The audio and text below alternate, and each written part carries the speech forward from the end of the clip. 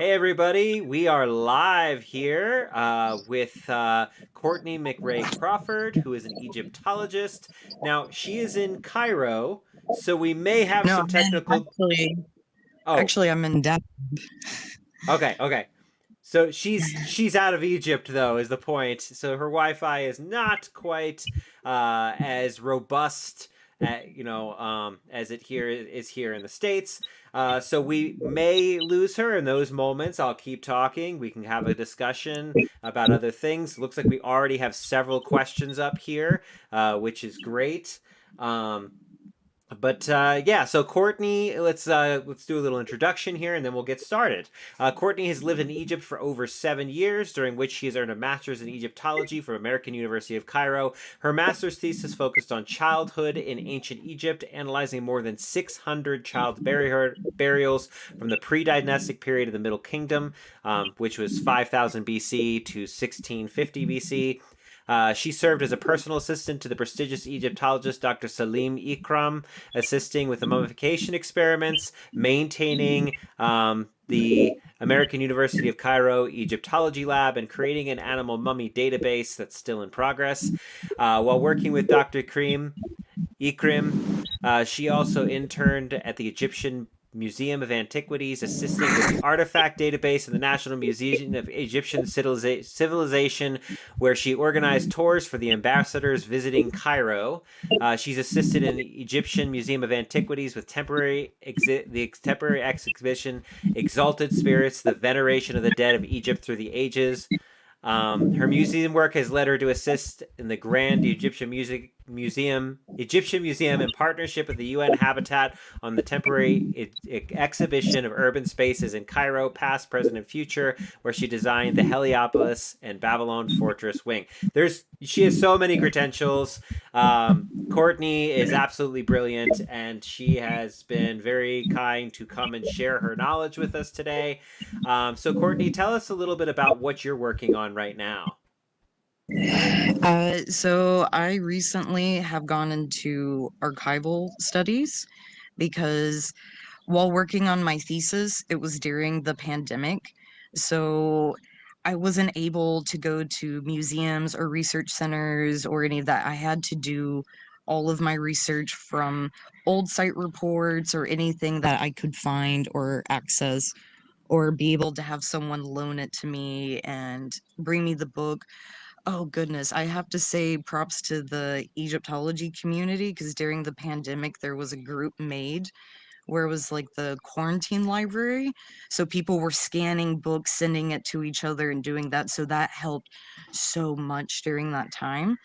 So essentially, again, all of my research was conducted on already completed excavations. These were site reports that I found, and I was still finding discoveries, which made me realize there are archives full of old excavation notes, photographs, sketches, and so then I did a project with the AUC's or the American University archival department because what's so unique about their Egyptology collection is it's all Egyptian Egyptologist, their archives.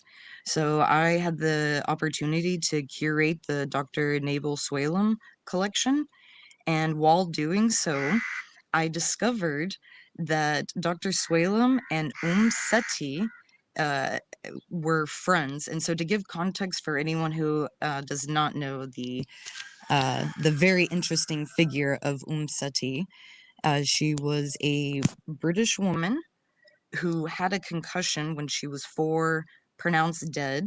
And then after that, came back, had foreign accent syndrome, Hmm. and museum and saw ancient Egyptian statues and said, "This is my home," and then moved to Egypt, lived there for most of her life, and knew information about tombs and temples that Egyptologists later discovered were correct. Oh, And wow.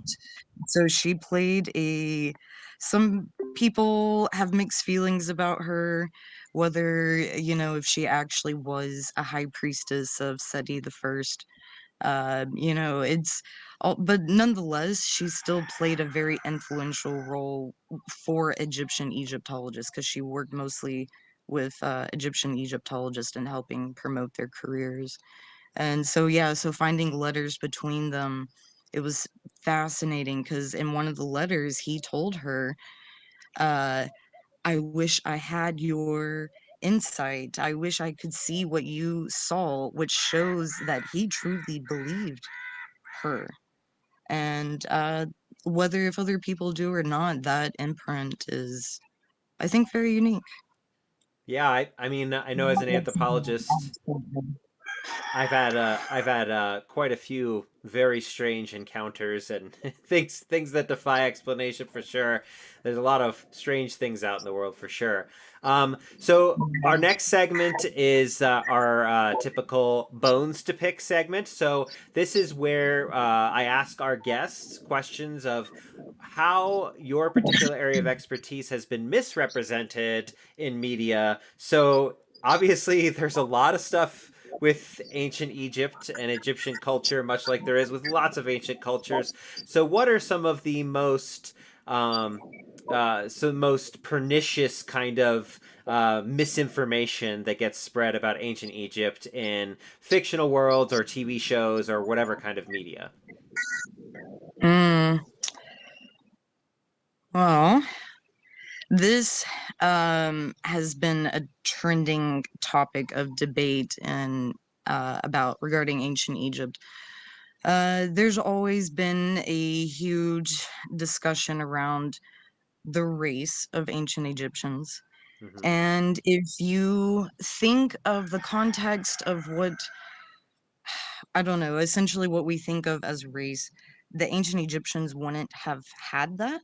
Mm-hmm. To them, to be Egyptian, that meant you pay taxes to the king, you worship the Egyptian pantheon.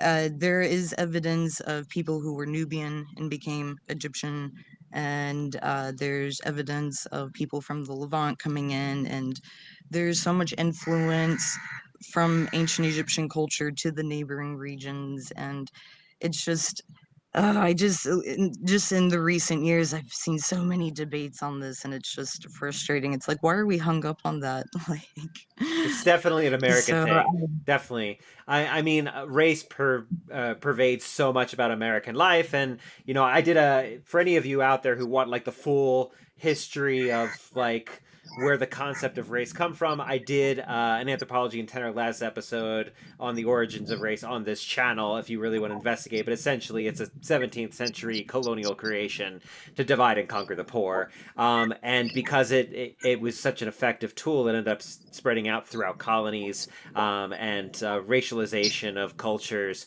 became a part of the rising part of the scientific revolution, and so people sought to justify racism through science, which is in part why you get all these kinds of constant discussions about racism in science, in anthropology, all throughout the 20th century. And there's a lot of stuff going on there for sure. But yeah, it was interesting because there was a huge thing about a recent film or show where Cleopatra was dark skinned, and Cleopatra was so also half Greek. So I mean, we're trying to conflate modern ethnicities and skin colors with the ancient past, which didn't have those concepts. So it's hugely problematic for a lot of reasons, for if sure. anyone is interested, one of my favorite scholars, colleagues, Dr. Monica Hanan, she's an Egyptian Egyptologist, and she wrote a wonderful book called The Future of Egyptology. It has a lot of information, but it's still very easy to read. Like, you don't have to be an academic to read this book, and it gives you a good understanding why some Egyptians feel so removed from their own culture and the new strides that are being taken to try to change that.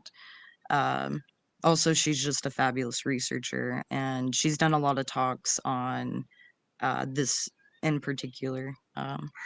But another thing that uh, s- a TV show that there were small misconceptions, but it was still just I wanted to love it so bad because it had a lot of Egyptian actors in it, the TV show Moon Knight. And I Mm-hmm. understand it's still based on the comic book. Nonetheless, like there were just a few different things that they could have tweaked a little that would have, I don't know. So for example, the god Hansun is shown in it, but the bird that they're depicting the god as is an ibis, which is actually the god Thoth, and Hansun was a falcon. I know that's like a minor detail, but that irked me so much. It's one of those things when you know, and then it just like you just can't Yeah. let it. I mean, there's so many things that I see in fictional world building. I'm just like most of what Beth Seta does with Fallout and various other things. Fallout TV show is better than the games, but like there's lots of And problematic world building and a lot of Elder Scrolls and all those places. And look, obviously, I know I should hate The Mummy. Like, it has so many inaccuracies. And then on top of it, I remember I first watched The Mummy when I was a kid. And then later, after learning some Arabic, I thought, oh, I'm going to go back and I won't need the translations. And they said this just the same two phrases over and over again. And it was just like you couldn't, and it was just Yalla Imshi, which means go. Just go. And I was just like, you couldn't even add a little more depth to that. It's like there's a really great documentary film called Real Engine. It's REELINJUN, yeah. And it's like making fun of like the concept of the whole thing is called On the Trail of the Hollywood Indian. It's a great documentary film. And they talk about how like in the films they would just make fun of white people whenever they were asked to speak their language. And so they did the actual translations in some of it, and it was just like stupid white man doesn't know the difference between this and that. And it was just really funny to see like how people get tokenized, their languages and cultures get tokenized, and like the ways that people resist in those fashion. But yeah, I don't know. I mean, I love Indiana Jones, and it's usually problematic for a lot of reasons. So, um, I mean, just because. So, I guess I have to ask you before we jump into the questions here. How bad is Stargate? Is Stargate like really bad? Honestly, so look, I know you're super into sci-fi. I'm so sorry. I've never seen it. Oh, I've okay. never seen Indiana Jones. Oh, I've never seen, yeah, I don't know. I know. Everyone always I don't know. well, you're gonna have to watch some Stargate for me and report back because, yeah, Mhm. it's one of my favorite TV shows. But I know they do archaeology and linguistics and anthropology kind of dirty in a lot of places, just from my own background. But I'm like, sometimes things are just entertainment. So, um, I get that, but at the same time, what drives me absolutely bonkers? If anyone watching this is a director or animator or whatever and wants to do this, I really desperately want the contingents of Horus and Seth would make an epic movie or animation. Like if it's done, I mean, it would have to be rated R. Like it is not friendly like at all, but at child friendly, I mean. But oh, it's just so crazy. Like, yeah, I feel like animation would be the best format because like there's a part where Isis throws a harpoon into Seth as he's a hippopotamus, and and then there's a part and Horus gets mad and cuts her head off and decapitates her. I mean, like that would make a sick animation. Oh, but no one's done it and I don't understand why. or maybe they have and it's just lesser known. There's a lot of indie projects out there these days. So, but yeah, no, I mean, there is so much. It's so interesting what Hollywood chooses to make because there's so much rich cross cultural kind of stuff that happens in mythological structures. And of course, you want to make sure you're doing that stuff respectfully. But like, I mean, some people talk about how like you shouldn't represent other cultures sometimes in fiction, but the problem is like the way that cultures survive, um, they they have to persist some way. They have to get their stories out there, and if you just keep them all internally, then they fade with the language and with So, the other people. So, have you read the archaeologist site report by Janet Spector? It's called "What This All Means." What she does is she takes archaeological material, ethnographies, and creates a fictional story about the person who actually could have potentially made this said artifact. She got a lot of criticism for it, but also a lot of praise.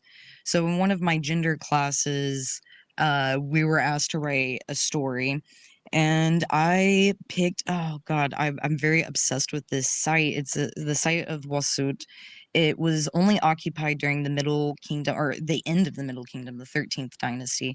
And what's so unique about it is because it was occupied for such a short amount of time, it's easy to know when it happened, when it occurred, uh and there's uh sorry, I'm getting already like, so there's palaces there, and within these palaces, there are clay seals. And so in ancient Egypt, they would use clay seals as a way to protect belongings. Because if someone opened the seal, then you know someone broke into your thing. It was also used as a way to protect the temples and things like that.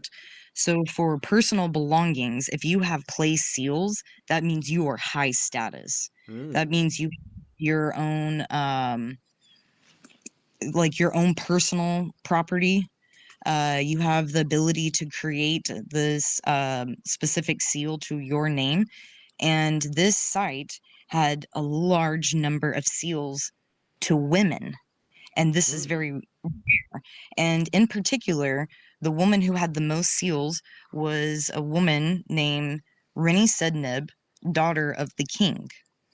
So in the 13th dynasty, it's dubbed the dynasty of many kings. So it's uncertain who was exactly her father, but during that time, princesses were married off to the mayors as a way to like create allegiance. So the mayor of Wasut was married then to this princess, and within the palace, there are so many artifacts that are gender specific to women.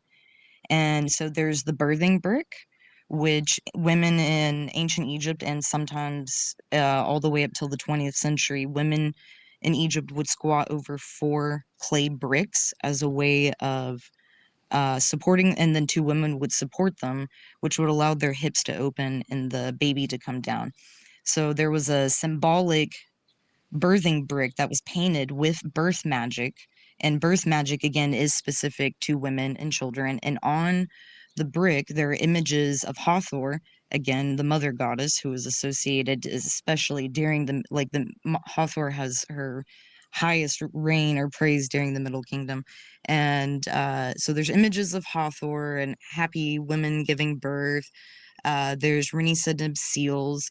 The palace was renovated for, or assumed for her, because before it was a granary, and now this like epic area that again there was a garden filled with sycamore trees. Sycamore trees are also associated with Hathor. She's called Lady of the Sycamore. And there was also evidence of birth wands found, and this wasn't found in her palace, but the surrounding palaces had intramural child burials, which is when a child is buried under the house. mm, And this happened generally during a miscarriage or stillbirth. And so, even though this wasn't in her palace, it was still nearby, showing the strong need for birth magic. So, I took all of this information and created a fictional story about Reni Sinib, and I used the names of the other women uh, that were found on the seals as like her friends, telling a story about what it could have been like for these women. So, yes, I understand. I have a modern perspective. I'm still a Western woman. I didn't grow up in Egypt, but still reflecting on modern ethnographies that have discussed how women in rural Egypt deliver babies, how they still have forms of birth magic. That allowed me to then create the story. So again, like I said, there's artistic license to it, but I feel like it's a fun interpretation of this material. It's under review for publication, so fingers crossed it'll be out at the end of the year. That's fascinating. And that actually like perfectly leads into one of the questions that people have already asked.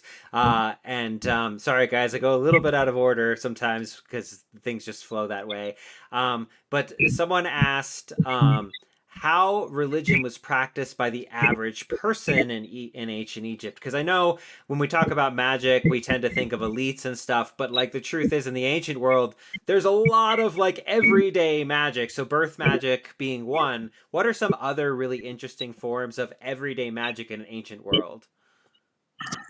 This is one of my favorite topics. Oh my God, I I know. love this. Okay, so to the ancient Egyptians, magic was in everything. You can't, like, honestly, the concept of magic in ancient Egypt, it's so hard for Westerners to conceptualize because we think of generally black magic kind of thing, or it's something to alter, like, or a spell for love or something like that. And don't get me wrong, they did have those, but We still have those. yeah, but like magic played a role in medicine. Like if you're a doctor, you were also a magician. If you were a veterinarian, you were also a magician. It they went hand in hand. So, for example, when the doctor would give you a medicine, he'd be like, okay, these are your symptoms. Da da da. All right, you take this, and when you take it, recite this spell. And the University of College London has the translation of the gynecological papyri that has so all of it references different medical treatment for women. It was translated by Stephen Cork, who's considered one of the best hieroglyph translators. So I really trust his translation on it, and it's just so fascinating. But again, like ancient Egypt was still a patriarchal society, so it's still men writing about women's health. So there's some stuff that I find comical, but nonetheless, still like I still want to emphasize when you compare it to the rest of the ancient world, they were at least trying to provide women like there's methods of contraceptives, there's methods of abortion, there's methods of so I mean it's I don't know, at least they were still cared, I don't know, a little more about women's health than some places. Yeah, there's definitely places in the ancient world you did not want to be a woman. So Yeah. Like, for example, Herodotus recorded that how much more Egyptians loved children than the Greeks because they didn't they didn't put children to death because they were either a girl or disabled. Like every child was kept. Once you were born, you were kept. You lived, you're yeah. Like yeah, and that's something to think about if you're like building a fictional world. You want to be thinking about like what are your gender dynamics in like the ancient past versus the mm, present? How did the different regions treat people? And then of course like how did everyday magic work? How does everyday magic work for people? oh Because yeah, I sidetracked on that. On magic, I started thinking of the Greeks. Sorry, I'm so biased. I know, I know. So, on a quick note, the only recorded potential evidence of child abuse in ancient Egypt was during the Greek period. oh, really? So for people who don't know, Yeah. when was the Greek period? Sorry, that would have been 362 BC to 32 BC. I'm probably messing up some of those dates. That's not like my forte. But you can essentially see it as when Cleopatra died was the end of that. And I'm sure many people have heard this before, but to give an idea of how old the pharaonic civilization was, we are closer in time now to Cleopatra than she was to when the pyramids were built. Yeah, it's kind of wild to think about, like because we think of Egypt. I think I I read a book a while back on the history of ancient Egypt, and it was just the time span was mind blowing to me. It was just like Oh, there's no. I don't know that there's any other. Is there any other ancient civilization that persisted? Now, granted, there were many different kingdoms and the rise and fall of different dynasties and those kinds of things. But is there any other one that consistently built? It's, I guess, China. Ancient China would have been equivalent. But I don't Yeah, think besides China and, well, ancient India too. I guess those three are I pretty was neck gonna and say neck. India. Yeah, Yeah, yeah. but European Oh, yeah, cultures got that's nothing on that. So the Greeks got nothing on that. no, and what is even more fascinating, especially living here and studying ancient Egypt, is there's still some traditions that continue. Hmm. But because it's so far apart in time, and because culture and religion has changed, it's altered a little, of Hmm. course. But the roots of it, it still goes back. Um, so, for example, in ancient Egypt, they would, when a loved one died, they would go back to the tomb, uh, eat food with them, leave food offerings, have conversations with them. In the New Kingdom, there's a lot of evidence of family veneration, and that continues. It still continues to this day. People go to the cemetery, they take the Quran, they take tea, they will read the Quran to their family, drink tea, play music, listen to Kaslum with their family, and things like that. But what's so sad is because of the influence of the Gulf countries into Egypt, their influence has gotten stronger in Egypt, because even though Egypt has been a Muslim country for a long time, they still had their own ways of practicing, and some, in the more traditional sense of the religion, going back to tombs and praising them. Or another example, there's potentially two of Prophet Muhammad's family members buried in Cairo.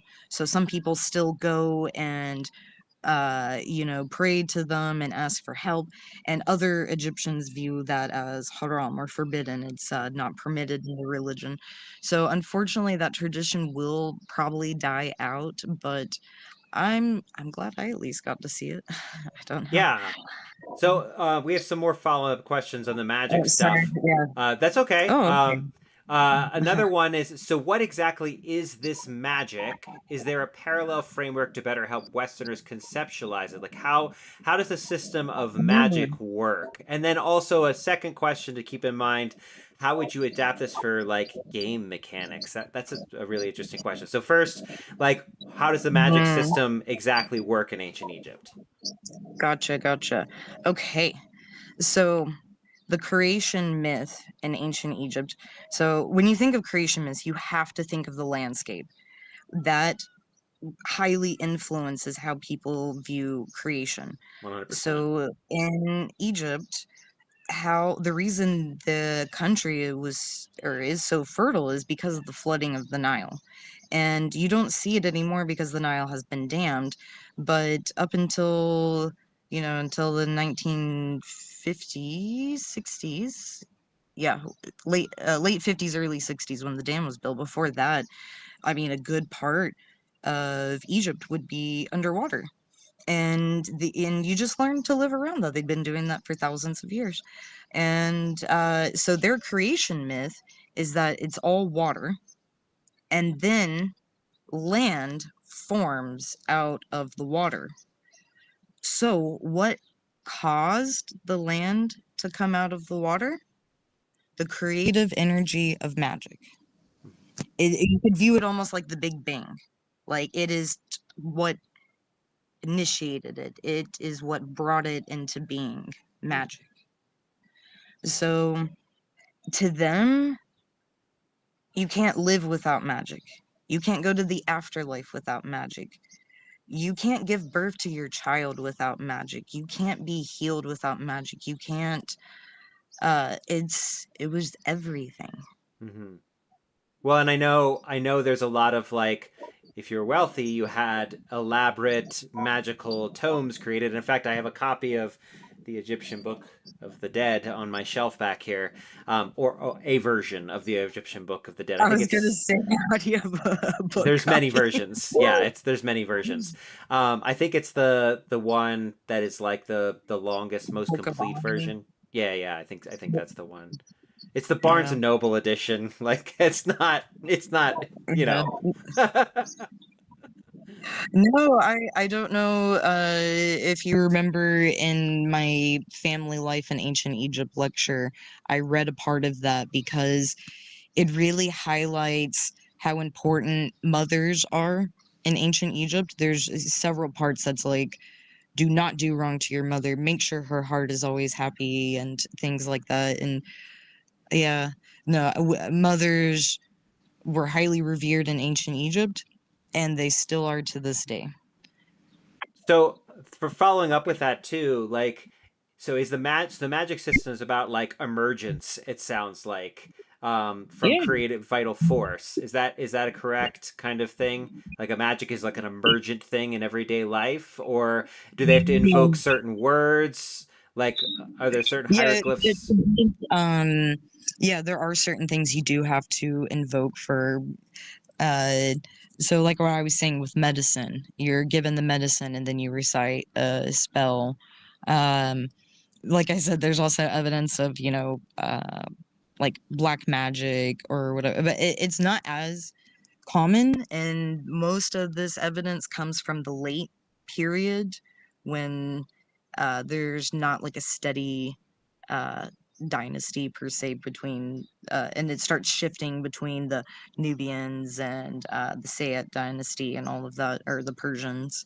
And so, but yeah, there was these wax figurines, and what they would do is they would mold the wax into whatever the intention they were going for. So there's examples of making them into the sons of Horus. There's some where you make it into someone almost like a voodoo doll, and then you throw it to the fire and then it burns. Yeah. In Westcar papyrus, there's also an example of um oh no, was it the king or was it a priest? Someone found out that his wife was cheating on him, so he made a clay crocodile and put it in the Nile next to where they were having coitus, and the crocodile became real and uh, ate him. Oh Yeah, boy, that's an yeah. unfortunate interruption. um, Yeah, so I guess like if you're building like a game mechanic system, you'd want to think. And someone brought up a good point here. If you have to recite things, does that mean the literate police class has a lot of control over how magic is used and perceived? Like, is that it? Does Not necessarily, because it quite often there would be someone in the village who could read, hmm and then you would take it to them and they would read it to you, hmm and then you can. So a very interesting time in ancient Egypt during the New Kingdom, 19th dynasty. There's a site called Dar el Medina. What's so unique about it is it's called the workmen's village because these were the men that were working on the king's tombs. So the men would work for 2 weeks or so in the tombs and then come back to the village and stay with their family. So the village was the workmen and their families. So even though they weren't elite, but they also weren't lower class, but still it's one of the best perspectives we have of like the non-higher elite, because these were educated individuals who did know how to read and write, or if they didn't, then a close family member did. And the writings from this period are just it's just so interesting. Like there's a lot of example, like they had to record when they missed work, or and there were some examples of someone missed work because he was fighting with his wife and was too tired from the night before. There's a famous will where a woman wrote out a few of her kids out of her will because they didn't help her when she got older. And So it's just yeah, so there's not always like yeah, 5% of the literate population was the elite, but I don't know, this one particular time. And also they were very heavy on oral traditions. Hmm. So any of the literature, the myths, yeah, they're written down, but there was like someone who would have gone and retold these stories and things like that. Like I mean that's entertainment, you know. Hmm. Uh, uh no, oh man, Well, like if anyone a lot of ancient myths were performed. You don't. It's not just like, oh, someone recites it to you. A lot of ancient myths, including the Torah, they had seasons where they performed certain sections of it. So, and that's true of many ancient cultures. Um, and I also think too, like, to this person's question, like, yes, literate priest class, but folkloric magic is everywhere. Like, people, if they don't know how to solve it because the literate priest is in the way, they'll make up their own magic system and do something different, or find someone to kind of help push back. And then the black magic comment, I wanted to kind of return to that just because it just reminds me of when we talk about a rise of magic in culture or superstition in culture, you always see it during a time of turmoil or psychosocial stress. You see it with people trying to use magic to take control of their lives, the same way people pray a lot when where they're really struggling. So it's what we call in anthropology supernatural agency. So that might be helpful to some of you building a campaign like in your fictional world, that like this village is under a time of great turmoil and stress, so a lot of people are going to be looking for magical aid or some sort of supernatural intervention that would allow them to like try to deal with the issues that they feel like they can't deal with. yeah. Like there's one king, Tutmosis the Fourth. Unlike the other kings during this period that were heavy on military, he I don't didn't do as much. I don't know. So I guess his claim to fame was he had a dream that oh yeah, I should add that at this point, the because of how old the new kingdom is to the old kingdom when the pyramids and the Sphinx were built, at this point when he was king, the Sphinx was completely blown over with sand. So he did a project to remove all the sand to expose the Sphinx, and he said that he had this dream from the gods, from the pharaohs to come back and for him to fix it. And so at the front of the Sphinx is a new kingdom stela that that is his proclamation of this dream and everything. So you could call that like a form of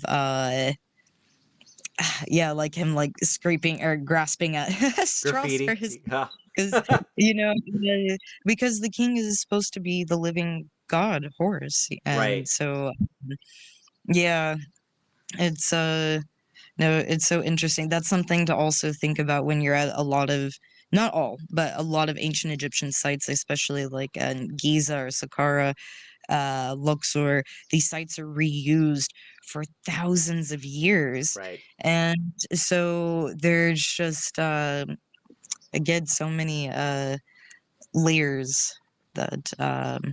So, like I said, the pyramids were built in Old Kingdom. Uh, what, over 5,000 years ago, and then this stela was erected several thousand years later, and so this continuation over thousands upon thousands of years. And like the Middle Kingdom's referred to as like the Renaissance period because they're trying to reflect back on the Old Kingdom, but still, I don't know, I guess put their own spin on it. But it's just interesting to see like how they still look back to the older ones for inspiration. That's why Imhotep became deified. He was an architect. He was a polymath. He's the one who designed the step pyramid, and in the late period, and especially in the Greek period, he became deified, and he was then seen as the patron god of scribes and engineers and architects and doctors and writers and all of that. And so Oh yeah, I said Scribe Center. Anyway, and so it's just interesting seeing that transformation thousands and thousands of years later. Oh, so I guess that's something that bothers me about the mummy. Why did they name the villain Imhotep when he was so cool? Well, genius scares people. Um, there's another interesting question here, and you're an archivist, so maybe this is something you've really thought about. And that it would be really cool to get ideas on fantasy world archives, like in ancient Egypt. Like, of course, we have the Library of Alexandria, but were there other kind of centers? It was like the Temple at Karnak. Did that also act as like an archive? I mean, it certainly felt like it when I was there. I mean, obviously they wouldn't have used that term, but so uh the places of learning and where they would store scrolls are called the House of Life. Mm. And Ooh, I like that. um yeah, and so the problem is there's written text about it. We know they existed. There's like a few foundations left, but it's not fully certain how they looked, how they fully functioned. It's such a shame the Library of Alexandria burned. Yeah, yeah. Yeah. But Nero and his accusations, I guess. what is interesting is a lot of the ancient Egyptian literature from the Middle Kingdom, the texts that survived aren't actually from the Middle Kingdom. They're actually from the New Kingdom. They were just rewritten because usually, like school, when you were in school, you would then learn these texts. So there's one particular text that was used a lot called the Story of Sinuwu. And for anyone who's read the Odyssey, it's just an older Egyptian version of the Odyssey. It's just another hero tale of, he's in battle and then has to escape his home and goes through trials and tribulations in foreign lands, but then returns back and is welcomed by his people and everything is la la la. Um, yeah, so, I but mean, you know, it's not my favorite, but it's an interesting story. But there's so much better literature, ancient Egyptian literature than that one. what's your favorite? What's a Oh, favorite ancient Egyptian story that you feel like kind of yeah. exemplifies the culture? Oh, dang, that's hard. I really like their poetry, their love poems. Mm. So, in a lot of ancient cultures, wives were seen almost like property. But whereas in ancient Egypt, so hear me out before everyone freaks out. But in love poetry, they would refer to their lover as either their brother or sister, not in an ancestral way, in a way of saying we're equals, Mm. we're on the same level. And yeah, some of the poetry, it's just very beautiful.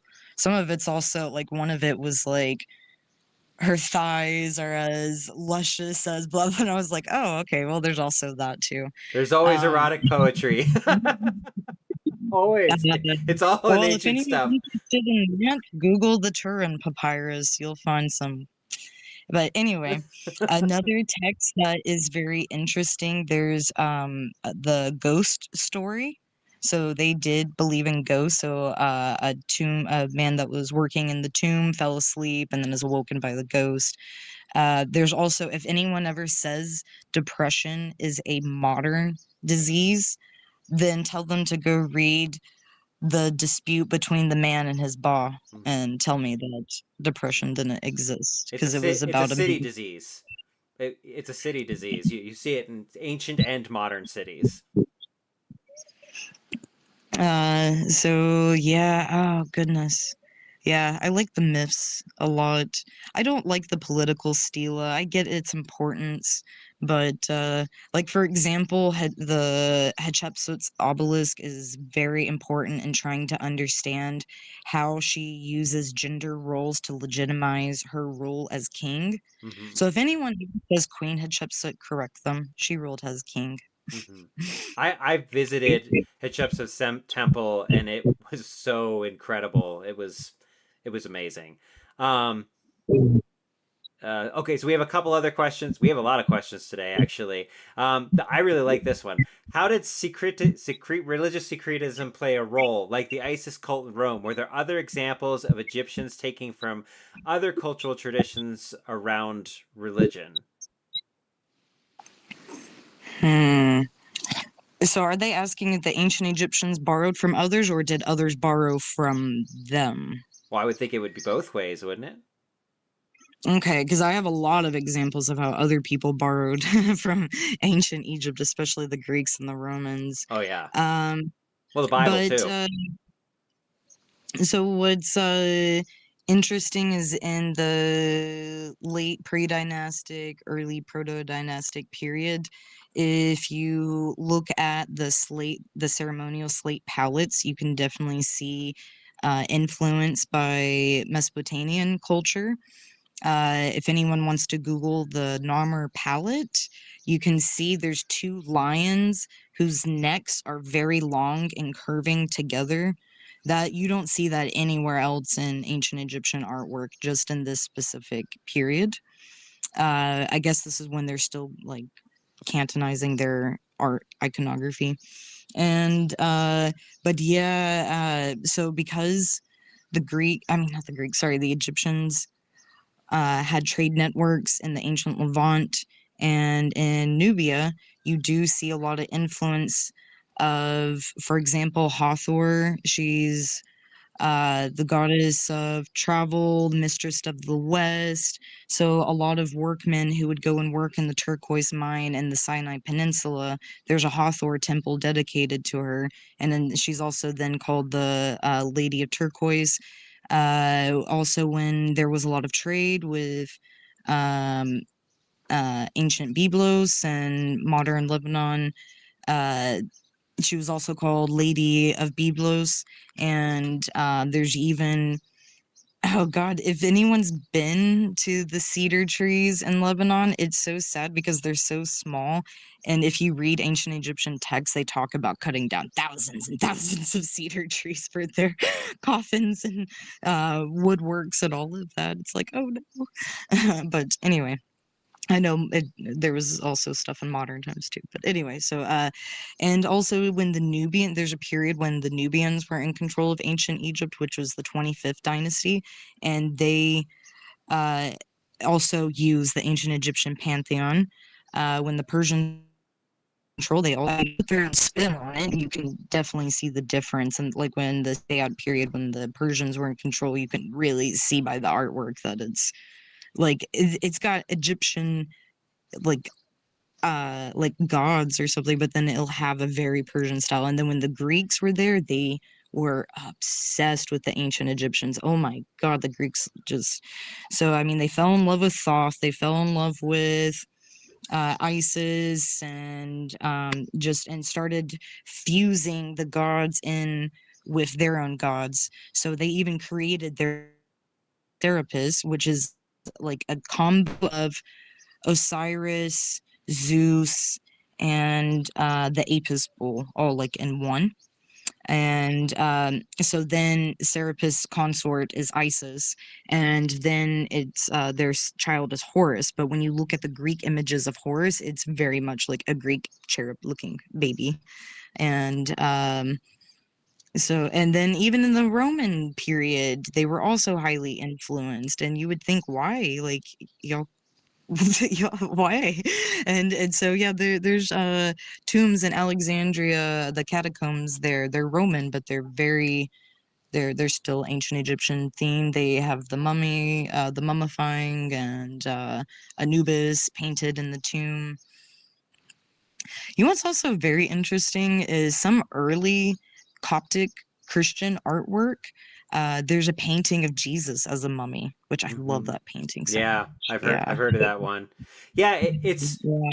it was really, I mean, it kind of ties in back to this concept that we use in anthropology called imagine past, and it's that cultures always imagine themselves as this kind of glorious past, and then they when they run into another culture that has something that's longer and deeper and richer than their own, there's a couple of ways they can take that. They can integrate it and say, ah, well, we had ancestry back in this, and then they appropriate some of that and connect to it. And that's a lot of what went on, I think, in ancient Egypt and the syncretic kind of approach to their religions with the Romans, right? Because they're looking to extend their legacy for further legitimacy. The other thing they can do, and I actually think this is the story of Atlantis, is they can talk about some ancient civilization that came even before, the lost civilization that came before, because you hear this, like the entire foundation of Mormonism rests in part on the creation of Cahokia, like into a myth that it was the lost tribe of Israelites who made the Cahokian mounds, rather than accepting that Native Americans had an advanced civilization before Europeans had arrived there. So you can go the route where you claim that, like, oh no, we're really connected to this long-term lineage, or you can go the route where you're like kind of bigoted and saying it wasn't really them; they're too primitive to have done this thing, which is which is where a lot of UFO culture kind of goes these days. No, so good. What's interesting about the ancient Greeks and Romans' view on Egyptians, or the ancient Egyptians, I mean, like, so the first concept of tourism started with the ancient Greeks. They would create essentially tours for Greeks to travel and go see these temples. So, oh shoot, is it Amenhotep the second? His pyramid temple, shoot, or is it the third? Anyway, uh his so at the pyramid, at each pyramid there would also be a pyramid temple and a funerary temple attached to different parts, and the causeway that leads to then the pyramid. But anyway, his looked like a labyrinth to the Greeks. So they referred to it as like the Egyptian labyrinth, and they would make tours there. So because to them they would think of their myth about the labyrinth. And The then Minotaur, yeah. yeah, yeah, yeah. And then what's also interesting is there is. Ooh, I believe it was in the Roman period when this was recorded. Oh, but don't I can't remember for certain if it was the Greek or Roman period, but uh oh, it was Akhenaten the second. Sorry, not Amenhotep. That's New Kingdom. Anyway, but Amenhotep the third's temple, at the front of the funerary temple is the colossal Memnon. That's what it's called now, and from yeah, again, the Greeks. And apparently there was a spot on one of the noses of the statue that when the sun rose and the sun would hit that spot, it would make a whistle sound. And it was recorded that people would come watch the sunrise and hear the statue whistle. Well, then people, are always argue like, are renovations good or bad? Well, renovations also happen in ancient times, and someone sealed over it and it stopped whistling. Interesting. Um, Yeah. Gosh, there's quite a few questions still. We are running out of time, so let's try to get some that take it a little bit different direction. Um, what did the trade networks look? I guess this is a question of when, right? But Mhm. what it kind of like, Yeah. generally speaking, how far did Egyptians reach in terms of trade? Wow, man. So I mean, when you think in terms of ancient times, they were like quite interconnected with surrounding regions. So what's funny is you always hear this argument that because of the mountains and the Sinai Peninsula and because of the cataracts and the Nile leading into ancient Nubia, that there wasn't a lot of connection. However, as if you know anything about ancient Egyptian art and jewelry, you know they use lapis lazuli a lot, and that's not native to Egypt. Guess where that's native to? Uh, Afghanistan. okay, I was gonna guess Sorry, I Persia. didn't give you a chance. Sorry, sorry. Yeah, I my thought it was bad. I'm like, Persia, but oh. So not only that, there's also at Hatshepsut's temple, there's excellent artwork depicting the trade network to the ancient land of Punt. It's still skeptical of where this ancient land was. It's probably off the coast of Somalia or Eritrea. Goodness, why can't I say Eritrea. that country? Yes, yes, thank you. It's probably one of those port towns along there, and it shows that they had vast trading networks into Sudan, or modern Sudan, and into even, I mean, there's in the New Kingdom a lot of examples of them interacting with the Hittites, and yeah, like what else in the second intermediate period, which is when there was like a break between steady leadership of Egyptian rulers during that period. A lot of people from the Levant or ancient Levant came in, and you see a lot of mixing of that. And so, oh, sorry, this is an example of. So, does anyone know the god Baal? Am I saying that right? The Ball, storm Bale, god. Ball. Or, Yeah. yeah, yeah. So the god Seth is then fused with him, and then by the new kingdom, he's essentially given a new status, which is why you start hearing the name Seti. They're taking on the name Seth, and so the Ramses the Second, one of his main temples, is actually like right at the cut off, the border of Egypt and the ancient Levant. So they were very highly influenced, and vice versa. Just yeah, I mean, that's just kind of what humans do, you know. We Yeah. like to mingle, we like to mingle, and we like to fight. So I always say we like to travel and we like to have sex with each other. That's the things that humans do the I was most. trying to be a little light. I You're was more like tactful. professing there. But it's true, right? I mean, it's all throughout human history. It's why like migrations happened constantly in the last 300,000 years, and really all the way back to Homo erectus 2.5 million years ago. So, I mean, it's just something we do. We trade and we breed together. That's just it. And yeah, 'cause, I mean, don't get me wrong, there weren't always peaceful periods between the Nubians Oh and no. yeah, Well, I mean, yeah. the invention of the chariot is a great example, right? So it's a war technology, right? I mean, so Oh, that also came from the ancient Levant, because think if you were in the desert, how well are chariots going to go through?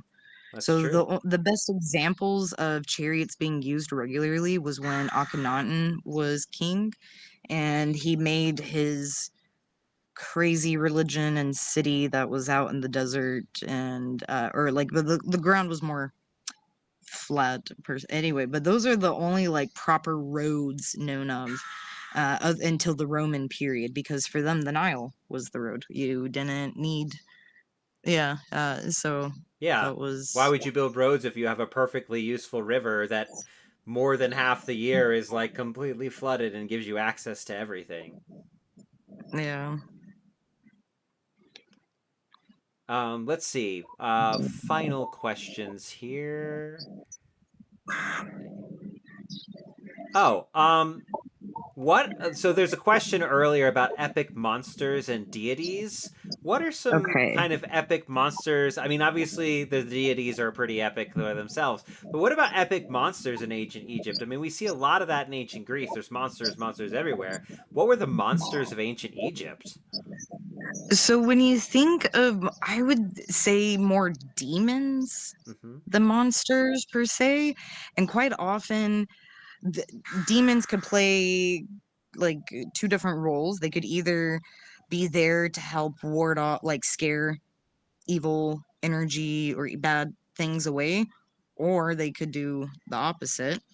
Um, I don't know if there's any Goths tuning in. Like Google the uh, gatekeepers of ancient Egypt, and there's some really interesting wooden statues of like some goats with their like fists up and stuff. And I was like, oh my god, that almost looks like Baphomet. and um, yeah, so mostly, yeah, like I said, the demons can either serve you or destroy you. So So was there like spells to get the demons under your thumb, or was it like a contract? Like the book of how did they the do it? no, they're mostly related with death, and so it's all in the Book of the Dead. Hmm. So you'll see like there's a spell to try to help you be innocent enough to go before this deity, and one of my favorite, wait, I think it, so the coffin so I sorry, I keep forgetting when you're in that field, you forget. So the Book of the Dead is just the New Kingdom version of the Middle Kingdom coffin text, and so it's still just magical spells that are meant to help you get into the afterlife. But one of the coffin texts said, make me be as innocent as a child.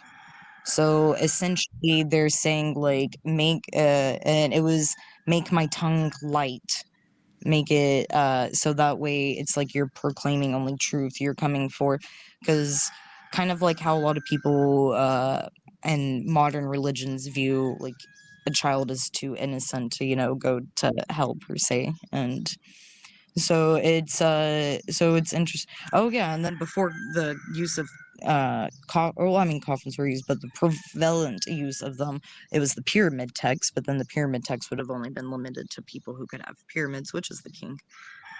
Sorry, I'm digressing. I'm sorry. It's early in the morning for me, I should add. Yeah, it's getting late here. Sorry. um, so I guess that's a good place to kind of say, what are your final takeaways or thoughts? If someone is going to be building kind of an ancient, a modern civilization sitting on top of an ancient one, what are like some of the important things they might be thinking of if they're building a fictional world? Like, Mhm. how would the everyday person relate to that, or what other advice might you have? Oh, I feel like my advice again is going to pertain to Egypt, but I love watching modern films and TV shows, Egyptian films and TV shows that incorporate the sites. I don't see it as much in Cairo, but in Upper Egypt, where it's still more rural, the people still live and interact with the temples and things like that. So, if anyone knows the actor Omar Sharif, he was in the film Lawrence of Arabia. But anyway, he's in this really excellent film, Egyptian film that a lot of it is shot in Karnak Temple, and oh, I can't remember the name in Arabic, but and on Netflix, some reason they translate it as like Chaos in the Wadi or something like that. Um, but there's also, oh my God, one of the best Egyptian directors who just, if you're into art films, it's called La Mumia, or the Days of 40 Nights, or oh shoot, I can't remember. Oh no, I'll have to send this to you for you to post later, because I'll send you a link, because there's a YouTube link that has it with English translation. Hmm. And what is amazing about this film, a lot of it is silent, but there's so many incorporations of ancient Egyptian iconography, along with showing how some of the families that live near these tombs, their interactions with it, and how they see their lives with it.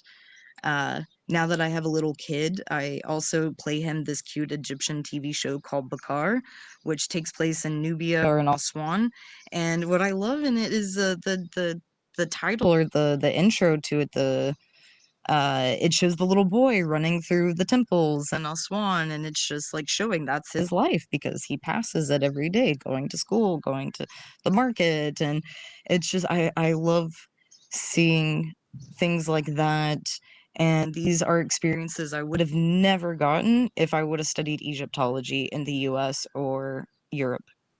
Yeah, I mean, I feel like if you're going to study an ancient culture, if you can be in that location, that's a good thing. Let me just kind of uh, Yeah. do a little bit of a follow up on what you just said. So, and this just kind of makes sense to me. If you live in like a major city like Cairo, which is like many millions of people and just traffic and crazy, like pretty much any metropolis I've ever been to, you're probably more disconnected from your ancient culture. And if you live in more suburban or rural areas, especially areas where the ruins are nearby, you probably have a deeper connection to the past. Is that essentially what you're saying? Yeah. There's that, and there's so many different layers as to why Egyptians feel a disconnect from their heritage, and I don't blame them. It's just sad. But so, for example, my husband is from a local Shabi, if anyone knows what that means, area called Maltaria. And this location, this neighborhood, is the home of the ancient Heliopolis temple. And it's pretty much all gone and has been looted, Yeah. and no one cares. And again, I don't blame them. These people are just trying to get through the day. All they can think about is trying to get through to tomorrow. Yeah.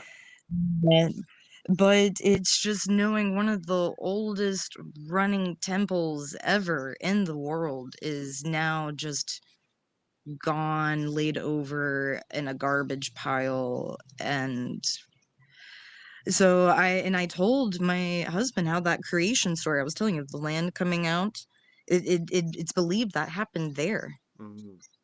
It's like, you're from where they believed the creation started. That's And incredible. Yeah. But it but makes it's sense. It makes sense because if you think about any ancient culture moving into the present is going to be encountered by multiple occupations and conquerors and um, colonialism, and all of those are going to change how people feel about their ancient world. So if you're building a fictional world and people live in this like the modern world, and then they live on top of this ancient civilization, like you have to consider the many political movements and dynasties and kingdoms and how that would have changed the way that people feel in interpretation. And just like thinking about like how influential Judaism was, Christianity was, Islam was, Buddhism was, Hinduism was, all of these different cultures interacted in significant ways with trade within Egyptian culture, on top of the very many indigenous traditions in northern Africa that certainly impacted. Like these are a lot of things that people don't think about when you think about what does Egypt mean to people, or what does Rome mean, or what does, Ireland mean to people. if anyone is so everyone says like it wasn't until the Europeans were interested in ancient Egypt did anyone care. If anyone is interested in Arab interpretation of ancient Egypt, there's a fabulous book called The Millennia of Egyptology.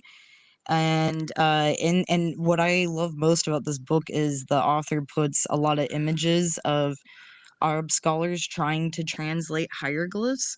So again, this is like, from the 13th, 14th century, and it's Oh just so yeah. fascinating, their interpretation of the hieroglyphs and everything. So anyone who's interested in medieval Arab Islamic scholarship, I highly recommend that book. And that's 13th century would be the tail end of the golden age of Islam, but it is, I mean, the golden I age could be. Islam is, That's not my specialty, so maybe it was a little sooner. yeah, I Now think I'm gonna the golden age I think ends around 1250 if I recall. I might be a little off there. I think it's 1080s to 1250s, I think. Yeah, I might be off, but either way, like, different influxes of Arab rulers and periods. Again, that's well, not my yeah. specialty. I don't remember the exact period, but Yeah, yeah. but it's what people don't really frequently understand is that like had the golden age of Islam not happened, much of European culture would not be the way it is. It had such important influences in preservation of classical Greek and Roman texts, of Persian content, all kinds of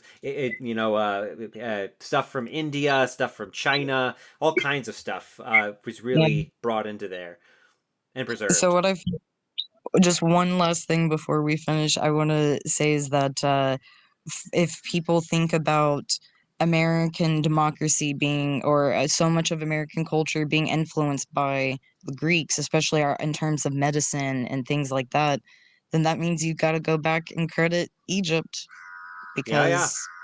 So, whether people want to admit it or not, America is so influenced by an African culture. Well, I mean, the huge majority of the American Constitution is based off the Iroquois Confederation too. So it's very interesting and complex. So, um, uh, Complex. yeah. Well, that's our favorite word, right? In the field of anthropology, whether you're talking about archaeology or linguistics or biology um, or whatever, complex is just it's complex. So, all right, Courtney. Well, thank you so much. I mean, you are just a wealth of incredible knowledge. Maybe one day we'll have you back again and have a more specific kind of focus because there were so many great questions. Everyone, thank you so much for contributing and asking great questions. And we'll see you the next episode. I'm working with a couple people. I have a possible engineer. A possible marine biologist. There's a couple of people who I'm kind of waiting for answers for, but as soon as I have a next episode ready to book, I'll let you all know. But you can always watch this one and replay while you're waiting. So thank you so much, Courtney, and really appreciate your time. All right. Thank you. Bye, everyone.